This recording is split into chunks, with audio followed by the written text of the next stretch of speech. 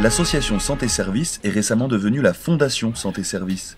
Cette structure, spécialisée dans l'hospitalisation à domicile, a changé de statut pour répondre à différentes problématiques et apporter de meilleures réponses aux besoins de ses usagers.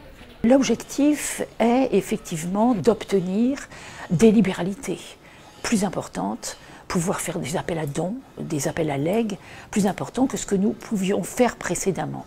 Et par là, disposer de fonds supplémentaires pour aider nos patients. Les soignants vont à domicile et se rendent très bien compte des difficultés éventuelles de certaines familles qui sont en situation de particulière vulnérabilité. Le changement de statut a avant tout pour but d'être plus proche de l'usager, d'aboutir à une meilleure prise en charge de l'usager par une aide financière que nous pourrons accentuer au bénéfice de nos patients. Le second objectif, c'est de soutenir certains projets, soutenir au plan financier, certains projets qui accentueront le bien-être des patients qui sont soignés à leur domicile.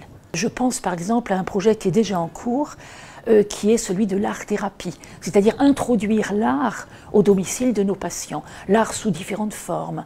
Mais avoir ce projet peut aider, peut apporter au bien-être des malades et ça nous paraît très important. Exercée à domicile, l'activité d'art-thérapie consiste à utiliser l'art plastique comme média pour venir en aide à un patient. Le but, c'est déjà de créer un espace de créativité auprès du patient, de lui donner un espace de liberté, d'expression, et pour qu'il puisse se recentrer sur lui et avoir un moment de plaisir, refaire comme un terrain de jeu où qu'il y ait un côté ludique et qu'il le sorte un petit peu de sa maladie, des traitements, de la pathologie qui est souvent lourde. Pour Jocelyne, hospitalisée à domicile, l'art-thérapie n'est pas qu'une activité divertissante. Ça m'apporte la joie et la détente aussi. Je suis contente de dessiner, je crois que c'est bien un peu ma passion. Le dernier objectif du changement de statut, c'est la reconnaissance de la structure ainsi que de son activité. La population ne sait pas du tout ce que c'est que l'hospitalisation à domicile et c'est très dommage.